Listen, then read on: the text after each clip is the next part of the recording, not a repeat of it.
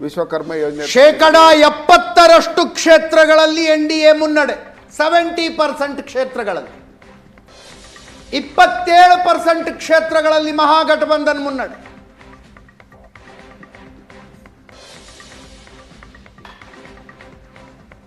ಮಾಜಿ ಮುಖ್ಯಮಂತ್ರಿಗಳು, ಮಾಜಿ ಕೇಂದ್ರ ಸಚಿವರು ಸದಾನಂದ ಗೌಡ ಅವರು ನೇರ ಸಂಪರ್ಕದಲ್ಲಿದ್ದಾರೆ. ಗೌಡ್ರೆ ನಮಸ್ಕಾರ.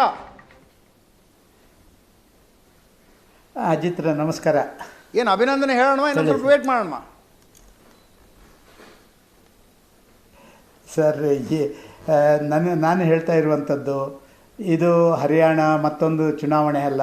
ನೀವೆಲ್ಲ ಎಲ್ಲರೂ ಕೂಡ, ಎಲ್ಲ ಮಾಧ್ಯಮದವರು ಕೂಡ ನಿಮ್ಮ ಸರ್ವೆಯಲ್ಲಿ ಒಂದು ಸಮಾನವಾದಂಥ ಇದನ್ನು ಹೇಳಿ ನಮಗೆ ನಾವೇ ಮುನ್ನಡೆಯಲ್ಲಿದ್ದೇವೆ ಅಂತ ಹೇಳುವಂಥದ್ದನ್ನು ಹೇಳಿದ್ದೀರಿ. ಇವತ್ತು ಅದಕ್ಕಿಂತಲೂ ಹೆಚ್ಚು ಮುನ್ನಡೆ ಜನ ಕೊಟ್ಟಿದ್ದಾರೆ. ಆದ ಕಾರಣ ನೀವು ಹೇಳ್ಬೋದು, ಮೊನ್ನೆಯೂ ಹೇಳಿದ್ದೀರಿ, ಇವತ್ತು ಹೇಳ್ಬೋದು, ಮುಂದೆಯೂ ಹೇಳ್ಬೋದು ಸರ್. ಈಗ ನಿಮ್ಮ ಅಧಿಕಾರಾವಧಿಯ ಕಾಲ ಇತ್ತು ಸರ್, ನೀವು ಮುಖ್ಯಮಂತ್ರಿ ಆಗಿದ್ರಿ, ನೀವು ರಾಜ್ಯವನ್ನು ಮುನ್ನಡೆಸಿದ್ದೀರಿ. ಈಗ ರಾಜ್ಯಗಳು ಹೋಗ್ತಾ ಇರೋ ರೀತಿ ನೋಡಿದ್ರೆ ಏನನ್ಸುತ್ತೆ ನಿಮಗೆ? ಗ್ಯಾರಂಟಿ ಯೋಜನೆಗಳ ಏನು ಹಿನ್ನೆಲೆಯಲ್ಲಿ ನಾನು ಈ ಪ್ರಶ್ನೆ, ದೇಶ ಎಲ್ಲ ರಾಜ್ಯಗಳು ಅಕೌಂಟಿಗೆ ದುಡ್ಡು ಹಾಕ್ತೀವಿ, ಉಚಿತ ವಿದ್ಯುತ್ ಕೊಡ್ತೀವಿ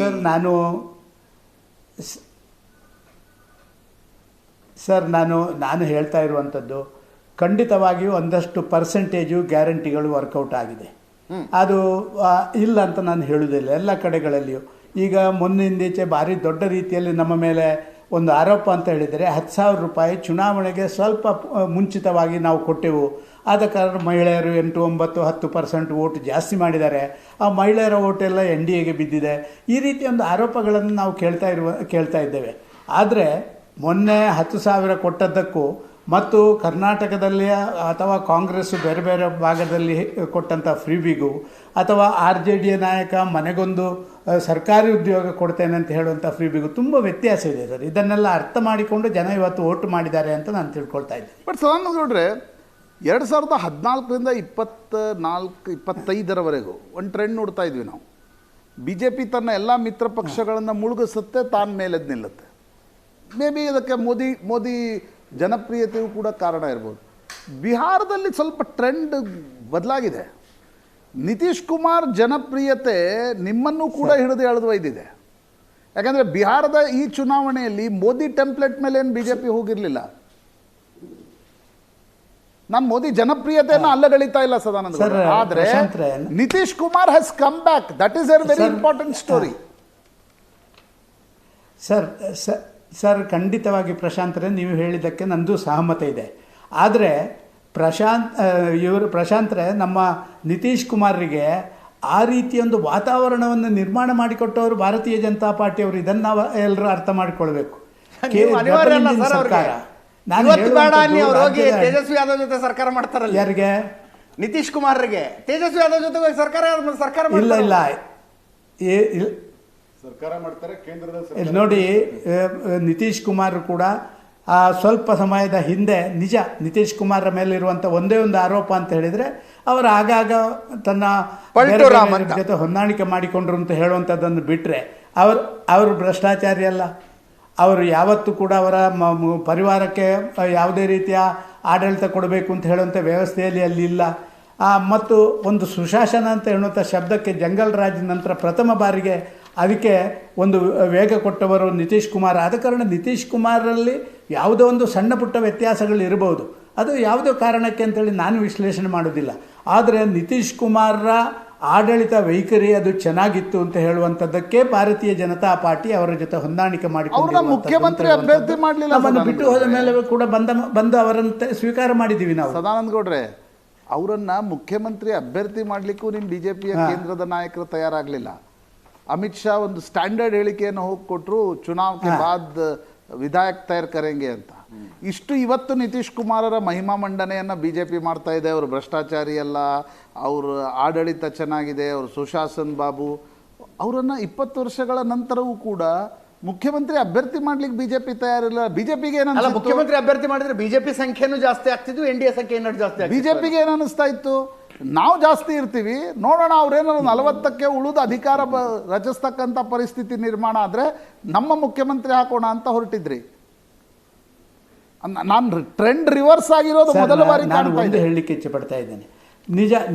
ನಿಜ ಚುನಾವಣೆಯ ತಯಾರಿಯ ಸಂದರ್ಭಗಳಲ್ಲಿ ಭಾರತೀಯ ಜನತಾ ಪಾರ್ಟಿ ಒಂದಷ್ಟು ರೀತಿಯ ರಾಜಕೀಯ ಚಟುವಟಿಕೆಗಳಲ್ಲಿ ತನ್ನ ಕಾರ್ಯಕರ್ತರನ್ನು ಕೂಡ ಹಿಡಿದಿಟ್ಟುಕೊಳ್ಬೇಕಾದಂಥ ಒಂದು ಅನಿವಾರ್ಯತೆಗಳ ನಿರ್ಮಾಣ ಅದನ್ನು ಬಿಹಾರದಲ್ಲಿ ನೀವು ಕಂಡಿದ್ದೀರಿ. ಇದಕ್ಕೋಸ್ಕರ ರಾಜಕಾರಣದಲ್ಲಿ ಒಂದು ರಾಜಕೀಯ ಸ್ಟ್ರಾಟಜಿಗಳು ಹೆಂಗಿರ್ತವೆ ಅಂತ ಹೇಳಿದರೆ ಅಲ್ಟಿಮೇಟ್ ಯಾಕೆ ಮೊನ್ನೆ ರಾಜನಾಥ್ ಸಿಂಗ್ ಧರ್ಮೇಂದ್ರ ಪ್ರಧಾನ್ 2ನೇ ಹಂತದ ಚುನಾವಣೆಗೆ ಸ್ವಲ್ಪ ದಿವಸ ಮುಂದೆ ಹೋಗಿ ಇಲ್ಲ ನಿತೀಶ್ ಕುಮಾರೇ ಇಲ್ಲಿಯ ಮುಖ್ಯಮಂತ್ರಿ ಅಂತ ಯಾಕೆ ಘೋಷಣೆ ಮಾಡಿದರು ಅಂತ ಹೇಳಿದರೆ ಒಂದು ಕನ್ಫ್ಯೂಷನ್ ಕ್ರಿಯೇಟ್ ಮಾಡಿದರು ನಮ್ಮ ವಿರೋಧಿಗಳು. ನೋಡಿ ಇವರು ಬಂದರೆ ಕೊಡೋದಿಲ್ಲ, ಅಮಿತ್ ಶಾ ಆ ದಿವಸ ಹಂಗೆ ಹೇಳಿದರು. ಆದರೆ ಕ್ಲಾರಿಟಿ ಇರಬೇಕು ಅಂತ ಹೇಳೋದಕ್ಕೆ ಬೇಕಾಗಿ ಮೊನ್ನೆ ಹೇಳಿರುವಂಥದ್ದು ಮತ್ತು ಆ ಕ್ಲಾರಿಟಿಗೆ ಬದ್ಧರಾಗಿ ಕೆಲಸ ಮಾಡುವಂಥದ್ದು ಭಾರತೀಯ ಜನತಾ ಪಾರ್ಟಿಯ ಕರ್ತವ್ಯ. ಓಟಿನ ಬೇಟೆಯ ಸಂದರ್ಭದಲ್ಲಿ ಅಲ್ಲಲ್ಲಿ ಸಣ್ಣ ಪುಟ್ಟ ವ್ಯತ್ಯಾಸಗಳ ಮಾತುಗಳು ಬಂದಿರ್ಬೋದು, ಇಲ್ಲ ಅಂತ ನಾನು ಖಂಡಿತ ಹೇಳೋದಿಲ್ಲ, ನೀವು ಹೇಳಿದ್ದನ್ನು ಅಲ್ಲಗಳಿದ್ದಿಲ್ಲ. ಆದರೆ ನಿತೀಶ್ ಕುಮಾರೇ ಅಲ್ಲಿಯ ಮುಖ್ಯಮಂತ್ರಿ ಅಂತ ಹೇಳುವಂಥದ್ದನ್ನು ಅಲ್ಲಿಯ ಜನರ ಪಲ್ಸ್ ನೋಡಿದ ಕೂಡಲೇ ಭಾರತೀಯ ಜನತಾ ಪಾರ್ಟಿ ಅವತ್ತೇ ತೀರ್ಮಾನ ಮಾಡಿದೆ. ನಾವು ಒಟ್ಟಾಗಿ ಇಲ್ಲದಿದ್ದರೆ ಮತ್ತು ಕಾಂಗ್ರೆಸ್ನ ಇವತ್ತು ಇಷ್ಟು ವೀಕ್ ಅಲ್ಲದಿದ್ದರೆ ಅಲ್ಲಿ RJD ಮತ್ತೆ ಏನೋ ಮಾಡಿಕೊಂಡು ಸ್ವಲ್ಪ ರೀತಿ ಆಟ ಆಡಬಹುದು ಅಂತ ಹೇಳುವಂಥದ್ದು ನಮ್ಮೆಲ್ಲರ ಮನಸ್ಸಿನಲ್ಲಿತ್ತು. ಅದಕ್ಕಾಗಿ ಆ ಸ್ಟ್ರಾಟಜಿಗಳನ್ನು ಮಾಡಿದ್ದೀವಿ. ಎನಿವೇಸ್ ಗುಡ್ ಕ್ಯಾಂಪೇನ್ ಸದಾನಂದ ಗೌಡ್ರೆ. ಜಂಗಲ್ ರಾಜ್ನ ನರೇಟಿವ್ ಅನ್ನ ಮತ್ತೊಮ್ಮೆ ಬಿತ್ತುವಲ್ಲಿ ಯಶಸ್ವಿ ಆದ್ರೆ ಅಂದ್ರೆ ಭಯಪಡಿಸುವಲ್ಲಿ. ನಿಮ್ಗೆ ಈ ಹಳೆದೆಲ್ಲ ಇತಿಹಾಸ ಕೆದಕೋ ಚೆನ್ನಾಗಿ ಗೊತ್ತಿದೆ ಬಿಡಿ. ಸರ್, ಕಾಂಗ್ರೆಸ್ ಬರುತ್ತೆ ಅಂದ್ರೆ ಬೋಫೋರ್ಸ್ ಅಂತೀರಿ. ಬಿಜೆಪಿ ಕ್ಯಾಂಡಿಡೇಟ್ ಒಬ್ರು ಯಾವ್ದೋ ನ್ಯಾಷನಲ್ ಚಾನೆಲ್ಗೆ ಮಾತಾಡ್ತಾ ಇದ್ದದ್ದನ್ನು ನೋಡ್ತಾ ಇದ್ದೆ ನಾನು. ಅವ್ರು ಹೇಳಿದ್ರು, we are not fighting Tejashwi Yadav, we are fighting the ghost of Lalu Prasad Yadav ಅಂತ. ಅದರೊಂದಿಗೆ ನಮ್ಮ ಹೋರಾಟ ನಡೀತಾ ಇದೆ ಅಂತ ಹೇಳಿದ್ರು. ಕಾಂಗ್ರೆಸ್ನವರೆಲ್ಲ ಸ್ಪರ್ಧೆನೆ ಮಾಡ್ತಿಲ್ಲ ನಾವು ಅಂತ. ಸರ್ ಅವ್ರು ಇಲ್ಲ ಸರ್, ನಾನು ಅದನ್ನು ಒಪ್ಕೊಳ್ಳಲ್ಲ. ಅವ್ರು ಹೇಳಿದ ಸರಿ ಇದೆ. ಬಿಹಾರದಲ್ಲಿ ಜಂಗಲ್ ರಾಜ್ ಅಂತ ಹೇಳುವಂಥ ಶಬ್ದ ಮತ್ತು ಆಗಿನ ಆಡಳಿತ ವೈಖರಿಯೇ ಇವತ್ತು ಕೂಡ ಪ್ರತಿಯೊಬ್ಬನ ಮನಸ್ಸಿನಲ್ಲಿರುವಂಥದ್ದು. ಆದ ಕಾರಣ ಜಂಗಲ್ ರಾಜ್ ಲಾಲ್ ಪ್ರಸಾದ್ ಯಾದವ್ನ ಆಡಳಿತ ವೈಖರಿಯನ್ನು ಅದನ್ನು ಮೆಟ್ಟಿ ಅದರ ಮೇಲೆ ನಿಲ್ಲಬೇಕಾದ್ದು ನಮ್ಮ ಕರ್ತವ್ಯ ಅಂತ ಹೇಳೋದಕ್ಕೆ ಬೇಕಾಗಿಯೇ ನಿತೀಶ್ ಕುಮಾರ್ ಇವತ್ತು ನಮ್ಮ ಕ್ಯಾಪ್ಟನ್ನು ಬಿಹಾರದಲ್ಲಿ. ಆದರೆ 25 ವರ್ಷದ ಮೇಲಾಗೋಯ್ತ್ರಿ ಲಾಲು ಪ್ರಸಾದ್ ಯಾದವ್ ಅಧಿಕಾರದಿಂದ ಕೆಳಗಿಳಿದು. ಇವತ್ತಿನ ಯುವ ಸಮುದಾಯ ಅದನ್ನ ಇನ್ನೂ ಕನ್ವಿನ್ಸ್ ಆಗಿಲ್ಲ. ಯಾಕಂದ್ರೆ ನೋಡೇ ಇಲ್ಲ ಅವರು ಜಂಗಲ್ ರಾಜ್ ಹೆಂಗಿತ್ತು ನೋಡೇ ಇಲ್ಲ ಅವರು. ಪಂಡಿತ್ ನೆಹರು ಹೆಸರನ್ನೇ ಬಿಜೆಪಿ ಅವರ ಹಿರಿಯರು ಹೇಳುವ ಮಾತುಗಳೆಲ್ಲ ಇರ್ತವಲ್ಲ ಸರ್. ಸಾಗೌಡ್ರೆ, ಒಬ್ಬ ರಾಜಕಾರಣಿಯಾಗಿ ನನಗೊಂದು ನಿಮ್ಮ ಕುತೂಹಲದ ಪ್ರಶ್ನೆ ಇತ್ತು. ತಂತ್ರಗಾರರು ವಿಶ್ಲೇಷಣಾಕಾರರ ಮೇಲೆ ಆಗಾಗ ನೀವು ಕೂಡ ಟೀಕೆ ಟಿಪ್ಪಣಿಗಳನ್ನ ಮಾಡ್ತಾ ಇರ್ತೀರಿ. ಪ್ರಶಾಂತ್ ಕಿಶೋರ್ ಒಬ್ಬ ಅದ್ಭುತ ತಂತ್ರಗಾರ ಇತ್ತೀಚಿನ 10 ವರ್ಷಗಳಲ್ಲಿ. ಬಟ್ ಪಾಲಿಟಿಕ್ಸ್ ಯಾಕದು ಬರೀ ಪೊಲಿಟಿಷಿಯನ್ಸ್ ಡೊಮೇನ್ ಆಗಿರುತ್ತೆ, ಇವ್ರಿಗೆ ಸಕ್ಸಸ್ ಸಿಗಲ್ಲ, ಕಾರಣ ಏನು ಸರ್? ಸ್ಟ್ರಾಟಜಿ ಮಾಡುವವರು ಬೇರೆ, ಆ ಸ್ಟ್ರಾಟಜಿ ಇಂಪ್ಲಿಮೆಂಟ್ ಮಾಡೋರು ಬೇರೆ ಇದ್ದಾರೆ ಸರ್. ಸ್ಟ್ರಾಟಜಿ ಮಾಡುವವರೇ ಎಲ್ಲವನ್ನ ಮಾಡೋಕ್ಕಾಗಲ್ಲ. ಆ ಸ್ಟ್ರಾಟಜಿ ಇಂಪ್ಲಿಮೆಂಟ್ ಮಾಡುವಂಥ ಟೀಮ್ ಚೆನ್ನಾಗಿದ್ದರೆ ಮಾತ್ರ ಇದೆಲ್ಲ ಸರ್ ಅದು ಯಶಸ್ವಿ ಆಗ್ತದೆ. ಅದು ಅವರಲ್ಲಿಲ್ಲ. ಅವರು ಸ್ಟ್ರಾಟಜಿ ಮಾಡ್ತಾರೆ ಎಲ್ಲೋ ಕೂತ್ಕೊಂಡು, ಆದರೆ ಅದನ್ನು ಕಟ್ಟ ಕಡೆ ಮತದಾರನಿಗೆ ತಲುಪಿಸುವಂಥದ್ರಲ್ಲಿ ಆ ಕೇಡರ್ ಇರುವಂಥ ಒಂದು ವ್ಯವಸ್ಥೆ ಇದ್ದರೆ ಮಾತ್ರ ಅದು ಯಶಸ್ವಿ ಆಗ್ತದೆ, ಇಲ್ಲ ಆಗೋದಿಲ್ಲ. ಆದ ಕಾರಣ ಸ್ಟ್ರಾಟಜಿಗಳಾಗಿ ಉಳಿತವೆ. ಆ ಮತದಾರ ತನ್ನ ಮತ ಚಲಾವಣೆಗೆ ಅವನಿಗೆ ಸಿಕ್ಕಿದಂಥ ಸ್ಟ್ರಾಟಜಿಯಲ್ಲೇ ಅವ ಮತ ಚಲಾವಣೆ ಮಾಡ್ತಾನೆ. ಇದು ಎಲೆಕ್ಷನ್ ಸ್ಟ್ರಾಟಜಿಸ್ಟ್ಗಳಿಗೂ ಅನ್ವಯ, ಪತ್ರಕರ್ತರಿಗೂ ಅನ್ವಯ ಅಂತ ಅದಕ್ಕೆ ಕೇಳಿ. ಇದರಲ್ಲಿ ನ್ಯಾಷನಲ್ ಟೇಕ್ಅವೇ ಏನು ಇಲ್ಲ ಸರ್.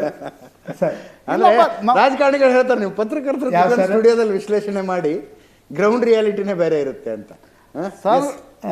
ಸದಾನಂದ ಇದರಲ್ಲಿ ಸರ್ ಈಗ ಸರ್ ಅದು ಒಂದು ಕಾಲದಲ್ಲಿ ಇತ್ತು. ಅದಕ್ಕೆ ಬೇಕಾಗಿ ನೀವು ಮಾಡುವಂಥ ಸರ್ವೆಗಳು ಮತ್ತೊಂದು ಅದೆಲ್ಲವೂ ಕೂಡ ಸರಿ ಆಗ್ತಾ ಇರಲಿಲ್ಲ. ಈಗ ಅದು ಕೂಡ ವ್ಯತ್ಯಾಸಗಳಾದ ಮೇಲೆ ನಿಮಗೂ ಅನ್ನಿಸ್ತು ನಮ್ಮದು ಇದೊಂದು ಸವಾಲು, ನಾವು ಕೂಡ ಸರಿಯಾಗಿದ್ದೇವೋ ಇಲ್ಲವೋ ಅಂತ ಹೇಳುವಂಥ ಸರಿಯಾಗಿ ಕೊಟ್ಟರೆ ಮಾತ್ರ ನಾವು ಸರಿಯಾಗಿರ್ತೇವೆ ಅಂತ ಈ ಬಾರಿ ಚೆನ್ನಾಗಿ ಕೊಟ್ಟಿದ್ದೀರಿ ನೋಡಿ. ಎಲ್ಲರೂ ಸೇರಿಕೊಂಡು ಎಲ್ಲರೂ ಒಂದೇ ಥರ ಕೊಟ್ಟಿದ್ದೀರಿ. ಬಟ್ 172 ಕೇವಲ 2 ಸರ್ವೆಗಳು ಮಾತ್ರ ಇಷ್ಟು ದೊಡ್ಡ ಗೆಲುವಿನ ಭವಿಷ್ಯ ನೋಡಿದದ್ದು. Almost 2/3 majority. 173 2/3 ಮೆಜಾರಿಟಿ, 172 ಸದ್ಯದ ಮುನ್ನಡೆಯಲ್ಲಿದೆ. ಕರ್ನಾಟಕದ ನಿಮ್ಮ ಪಾರ್ಟಿ ಮತ್ತು ನಿಮ್ಮ ಮಿತ್ರ ಪಕ್ಷ ಕಲಿಯಬೇಕಾದ ಪಾಠ ಏನಂತ ಅನ್ಸುತ್ತೆ ಇದರಲ್ಲಿ? ಸರ್, ಸ್ವಲ್ಪ ನಿರ್ಭೀಡೆಯಿಂದ ಮಾತಾಡಿ ಎರಡೂ ಸದಾನಂದ ಸಂಗತಿಗಳು ಗೌಡ್ರೆ. ಭಾರಿ ಸ್ಪಷ್ಟವಾಗಿ ನಾವು ಸರ್, ನಾನು ಅದನ್ನೇ ಹೇಳ್ತಾ ಇದ್ದೀನಿ ಸರ್. ನಾವು ಕಲ್ತುಕೊಳ್ಬೇಕಾದ್ದು ಒಂದು, ನಮ್ಮ ಆಂತರಿಕವಾದಂಥ ವ್ಯವಸ್ಥೆಗಳನ್ನು ಮೆಟ್ಟಿ ನಿಂತು ನಾವು ಮಾಡಬೇಕು. ಎರಡನೇದಾಗಿ ನಮ್ಮ ಮಿತ್ರ ಪಕ್ಷ ನಮ್ಮ ಜೊತೆಯಲ್ಲಿ, ನಮ್ಮಲ್ಲಿ ವಿಶ್ವಾಸ ಇದ್ದು ಮಿತ್ರ ಪಕ್ಷವನ್ನು ಇಟ್ಟುಕೊಂಡು ಅವರನ್ನು ಜೊತೆಯಲ್ಲಿ ತಗೊಂಡು ಹೋಗುವಂಥ ಕೆಲಸ ಕಾರ್ಯಗಳನ್ನು ನಾವು ಮಾಡಬೇಕು ಅಂತ ಹೇಳುವಂಥದ್ದು ಇಲ್ಲಿಯ ಸಂದೇಶ ಅಂತ ನಾನು ಭಾವಿಸ್ತಾ ಇದ್ದೇನೆ. ಒಂದು, ಬಿಹಾರದಲ್ಲಿ ಕೂಡ ನಮ್ಮಲ್ಲಿ ಆಂತರಿಕವಾದಂಥ ಸಣ್ಣ ಪುಟ್ಟ ವ್ಯತ್ಯಾಸಗಳಿತ್ತು. ಆದರೆ ಅದನ್ನೆಲ್ಲವನ್ನು ಒಂದು ಸರಿದೂಗಿಸುವಂಥದ್ರಲ್ಲಿ ನಮ್ಮ ಪಾರ್ಟಿ ಈ ಬಾರಿ ಯಶಸ್ವಿಯಾಗಿದೆ. ಜೊತೆಯಲ್ಲಿ ನಿತೀಶ್ ಕುಮಾರ್ರಿಗೂ ಕೂಡ ಪ್ರಾರಂಭದಲ್ಲಿ ನರೇಟಿವ್ ಏನು ಕ್ರಿಯೇಟ್ ಮಾಡಿದಿರೋ ವಿರೋಧಿಗಳು ಅದನ್ನು ಮೆಟ್ಟಿ ನಿಂತು ನಿತೀಶ್ ಕುಮಾರ್ ಕೂಡ ಮುಂದಿನ ಮುಖ್ಯಮಂತ್ರಿ ಆಗ್ತಾರೆ ಮತ್ತು ಅವರು ಒಳ್ಳೆಯ ಆಡಳಿತಗಾರ ಅಂತ ಹೇಳುವಂಥದ್ದನ್ನು ನಾವು ಕೂಡ ಹೇಳುವಂಥದ್ದಲ್ಲಿ ಯಶಸ್ವಿಯಾಗಿದ್ದೀವಿ. ಹಲವಾರು ಸಂದರ್ಭದಲ್ಲಿ ನಾವೇ ಸತ್ಯ ಹರಿಶ್ಚಂದ್ರರು, ಬಾಕಿ ಎಲ್ಲರೂ ಕೂಡ ಸ್ವಲ್ಪ ಮಟ್ಟಿಗೆ ಅಂತ ಹೇಳುವಂಥ ವಾತಾವರಣ ನಿರ್ಮಾಣ ಮಾಡಬಾರ್ದು ಅಂತ ಹೇಳುವಂಥದ್ದನ್ನು ನಾವು ತಿಳ್ಕೊಳ್ಬೇಕು ಸರ್. ಎಸ್ ಧನ್ಯವಾದ ಸದಾನಂದ ಗೌಡ್ರೆ, ಏಷ್ಯಾನೆಟ್ ಸುವರ್ಣ ನ್ಯೂಸ್ ಜೊತೆ ಮಾತನಾಡಿದ್ದಕ್ಕೆ.